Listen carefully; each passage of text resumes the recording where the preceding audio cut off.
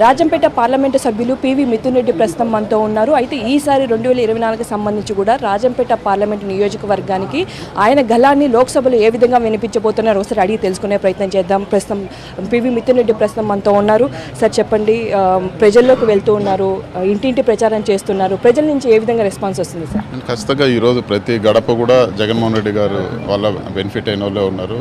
ఏదో ఒక రకంగా ప్రతి ఇంటికి కూడా మేలు జరిగింది.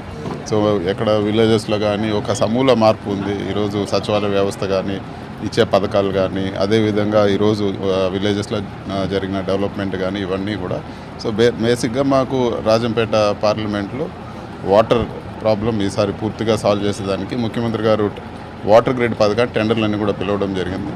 సో దీనికి మ్యాచింగ్ గ్రాంట్ ఢిల్లీ నుంచి తీసుకొచ్చి ఈ ప్రాజెక్ట్ని త్వరగా పూర్తి చేసే విధంగా కూడా ఈసారి చేస్తానని చెప్పి కూడా తెలియజేస్తాను. మరి ఈసారి లోక్సభగా మీరు ఎన్నికైన తర్వాత మొట్టమొదటిది ఏ విధంగా లోక్సభలో ప్రవేశపెట్టాలనుకుంటే దేని గురించి మాట్లాడాలనుకుంటారు సార్ రాజంపేట పార్లమెంట్కి సంబంధించి? ఇక్కడ వాటర్ ప్రాబ్లం గురించి మేము ఆల్రెడీ అంటే 50% మాకు ఇప్పటి వరకే అంటే వాటర్ గ్రిడ్లో శాంక్షన్ అయింది.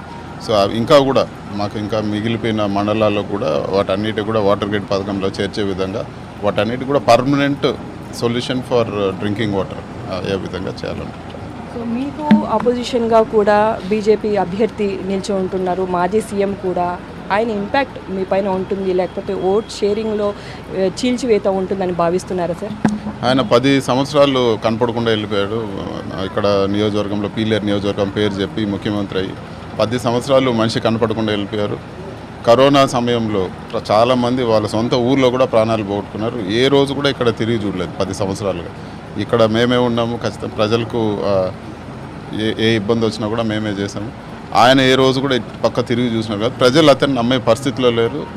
నామినేషన్ జస్ట్ ఆయన పేరు డిక్లేర్ అయినాక ఇక్కడికి వచ్చారు. సో మళ్ళీ ప్రజల్ని నమ్మించి మళ్ళీ ఏదో విధంగా మోసం చేయాలని ప్రయత్నం చేస్తున్నారు. ప్రజలు నమ్మే పరిస్థితి లేదు. ఆయన పెద్ద పోటీ కూడా కాదని నేను భావిస్తున్నాను. ఇప్పటి వరకు కూడా కూటమి సభ్యులు కానీ కాంగ్రెస్ కానీ ఎక్కడ కానీ మేనిఫెస్టో బయట పెట్టింది లేదు. ఇప్పటికే వైఎస్ఆర్సీపీ గతంలో నుంచి కూడా చేసుకుంటూ వస్తుంది. ఇంకా ఇప్పుడు మేనిఫెస్టో పెడితే మరిన్ని స్కీమ్స్ కూడా వచ్చే అవకాశం అయితే కనిపిస్తుంది.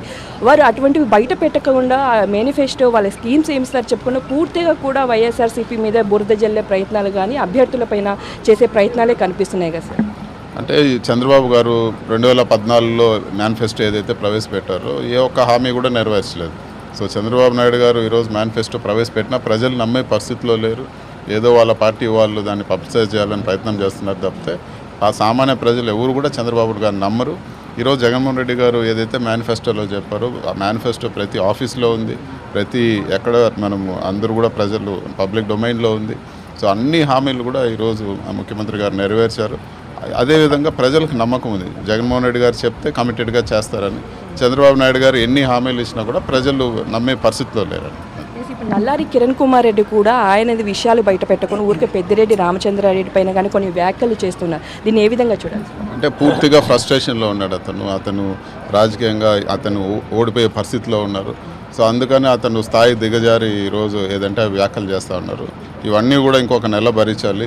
రిజల్ట్స్ వచ్చిన తర్వాత మళ్ళీ కూడా హైదరాబాద్కు చెక్కేస్తాడని చెప్పి కూడా నేను తెలియజేస్తాను. ఇప్పుడు ప్రజల్లోకి వెళ్తూ ఉన్నారు, వాళ్ళు ఏమైనా చెప్పడం కానీ అంటే ఈ స్కీమ్స్ అందట్లేదని ఏమైనా కంప్లైంట్స్ వస్తున్నాయి సార్? నార్మల్గా ఎవ్రీథింగ్ వాళ్ళు పొందుతున్నారని చెప్తున్నారు. అంటే అందరూ కూడా ఈరోజు సాచురేషన్ లిమిట్లో స్కీమ్స్ ఇచ్చారు సీఎం గారు. సో వాళ్ళు ఏదైనా ఇంకా కూడా అదర్ ఇష్యూస్ ఏదైనా డ్రింకింగ్ వాటర్ కానీ ఇంకోటి కానీ ఇస్తే కూడా ఎక్కడ మేము వీలైనంత వరకు సాల్వ్ చేసేదానికి ప్రయత్నం చేస్తున్నాం.